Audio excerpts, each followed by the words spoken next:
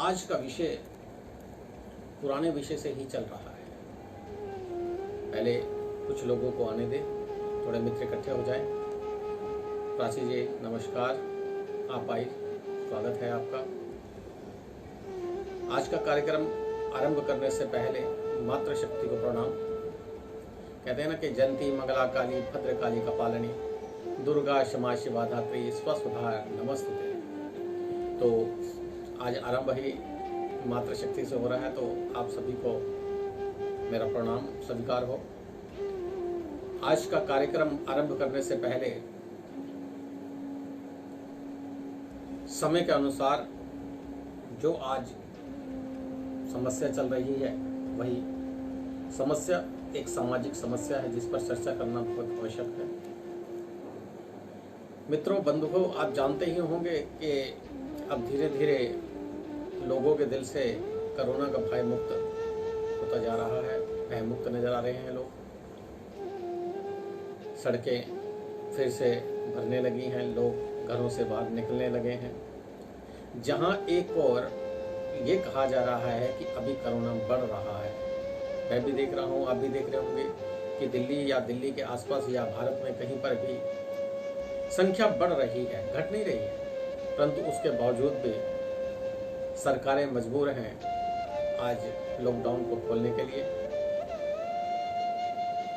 इस समस्या का क्या समाधान होगा या इस समस्या को कैसे ठीक किया जाएगा, आज हम परमात्मा पर छोड़ते हैं।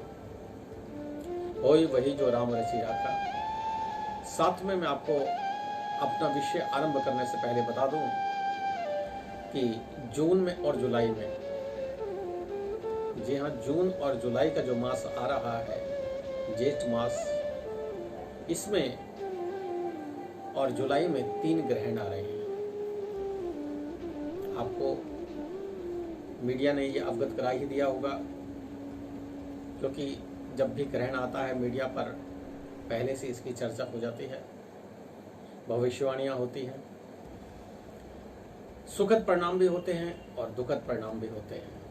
3 ग्रहण एक साथ लगना, थोड़े थोड़े समय के अंतराल में आप इसको कैसा लेंगे, ये आप पर निर्भर करता है। परंतु मैं आपको थोड़ा सा उस ग्रहण के बारे में भी बताऊंगा, उसकी कुछ भविष्यवाणियां भी मैं आपको आज जरूर बताऊंगा।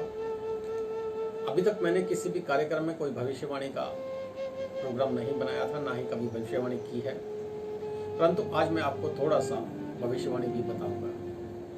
धन्यवाद प्रीति शर्मा जी, प्राची शर्मा जी, धन्यवाद। तो जैसा कि आपने आज मुझसे कहा था कि कुछ मर्म विषय होना चाहिए, परंतु उससे पहले ग्रहण विषय भी होना चाहिए। ग्रहण विषय इसलिए कि ये गहन विषय है और इसी गहन विषय से हम मर्म विषय तक जा सकेंगे। किसी ने कहा है कि अगर संसार में कोई भी प्राणी दुखी है तो यह संसार सभी के लिए दुखी है। कहते हैं कि नानक दुखिया सब संसार। अगर हमारा पड़ोसी दुखी है और हम सुखी हैं तो हमारा सुखी होना उसी प्रकार है जैसे एक कुत्ते का एक रोटी के टुकड़े को देखकर पूंछ हिलाना। हम सामाजिक प्राणी हैं और हम सदैव एक दूसरे के सुख और दुख के हिस्सेदार भागी रहते हैं। पहले ग्रहण पर चर्चा करेंगे, ग्रहण के क्या प्रयोग होंगे और क्या प्रयोजन है जो आपको करने चाहिए। कभी भी ग्रहण पड़े मंदिर बंद हो जाते हैं। कोरोना ने पहले ही मंदिर बंद कर दिए। हम मंदिर, मस्जिद, चर्च, कहीं पर भी, गुरुद्वारे में भी जाते हैं तो सिर्फ इसलिए जाते हैं कि वह हमें आत्मबल दे, वह हमें संसार में जीने, लड़ने या अपने दुखों से लड़ने की शक्ति प्रदान करें। विषय गंभीर हो रहा है, उसी पर चर्चा कर रहे हैं। 3 ग्रहण पड़ रहे हैं, 2 चंद्र ग्रहण हैं, 1 सूर्य ग्रहण है। परंतु सूर्य ग्रहण के बारे में बता दूं कि इस बार सूर्य ग्रहण हमारे भारत के लिए, हमारे विश्व के लिए थोड़ा भारी पड़ने वाला है। प्राकृतिक आपदा के लिए आपको तैयार रहना होगा। भूकंप, समुद्री आपदा, बड़े बवंडर, बड़ी परेशानी आ सकती है। सचेत रहना आपका काम है। फिर आपको बता देता हूँ, सूर्य से होने वाली परेशानियों में सबसे बड़ी परेशानी प्राकृतिक आपदा रहेगी। यूरोपीय देश, इनको काफ़ी संकट आ सकता है। वहीं भारत, पाकिस्तान, बांग्लादेश, एशिया के बहुत सारे देशों में भी उथल पुथल नजर आएगी आने वाले 1 महीने में। जो महामारी इस समय चल रही है वह सितंबर के आसपास धीरे धीरे शांत होगी, परंतु सूर्य ग्रहण के इफेक्ट के लिए आपको तैयार रहना होगा।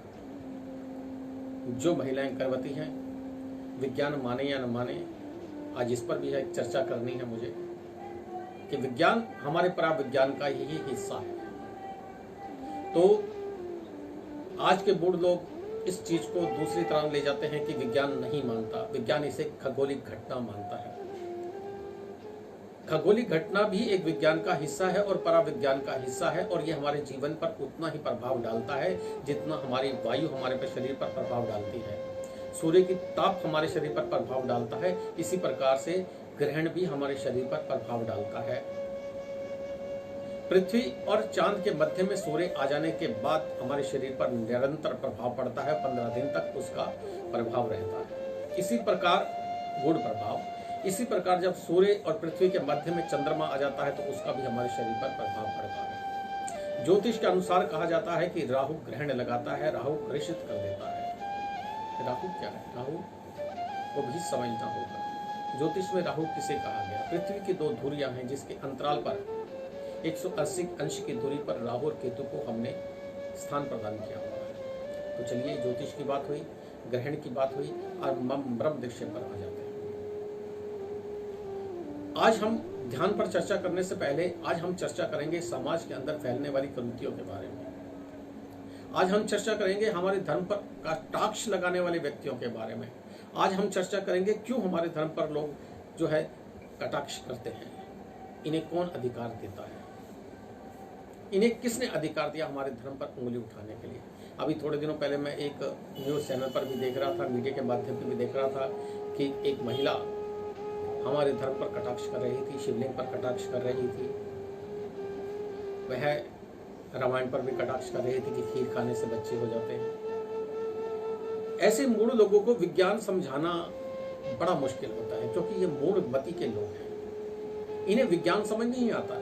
जब तक इन्हें विज्ञान समझ में नहीं आएगा, यह मूढ़मती लोग, असल में होता क्या है कि प्राय दूसरे धर्म के लोग हैं और ये हमारे धर्म पर ही उंगली उठाते हैं, कटाक्ष उठाते हैं। अपने धर्म पर उंगली उठाने की इनमें हिम्मत नहीं है। क्यों? क्योंकि हमारा धर्म बहुत सौम्य है और हमारे धर्म में कभी भी किसी पर, नारी पर या किसी भी असहाय व्यक्ति पर हाथ उठाना, शस्त्र उठाने की हमें आज्ञा नहीं दी जाती है। ये हमारे धर्म का करुणा है, ये हमारे धर्म का मार्ग है, यही हमारा धर्म है।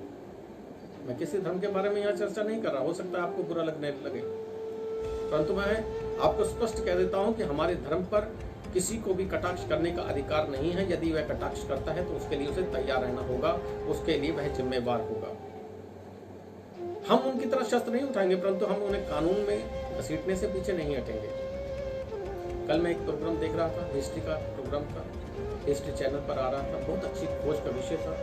विज्ञान ने शिवलिंग के बारे में जो चर्चा की, नासा ने जो चर्चा की, मैं उन मूर्खों से कहूंगा कि जरा वो हिस्ट्री का वो प्रोग्राम देख के देखें, तो उन्हें ज्ञात होगा शिवलिंग क्या चीज होती है। क्यों दुनिया भर के जितने भी परमाणु केंद्र बनाए गए हैं उनको क्यों शिवलिंग के आकार पर बनाया गया है? क्यों उनमें से एक भाग ऐसा होता है जिसके चारों ओर पानी ही पानी रखा जाता है, ताकि जो न्यूक्लियर पावर है, जो एटॉमिक पावर है, उसे ठंडा रखा जा सके? क्यों रखा जाता है? क्यों शिवलिंग पर जल चढ़ाया जाता है? शिवलिंग एक महाशक्ति है, एक ऐसी एनर्जी है जो पूरे ब्रह्मांड को चलाती है। ऐसा हिस्ट्री चैनल में बताया गया। मैं विज्ञान की बात कर रहा हूँ, यहाँ धर्म की बात नहीं कर रहा हूँ।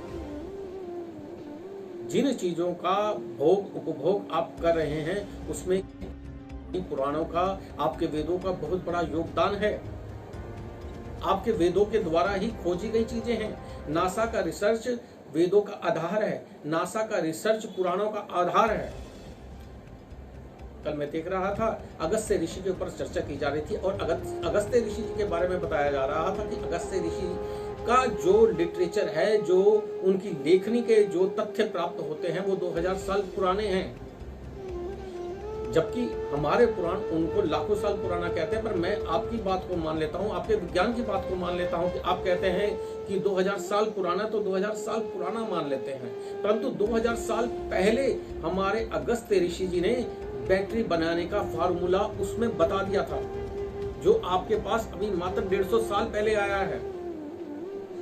हमारे यहाँ पुष्पक विमान 15,000 साल पहले नासा कहता है था, जिसको देखकर आज हवाई जहाज बनाया गया है।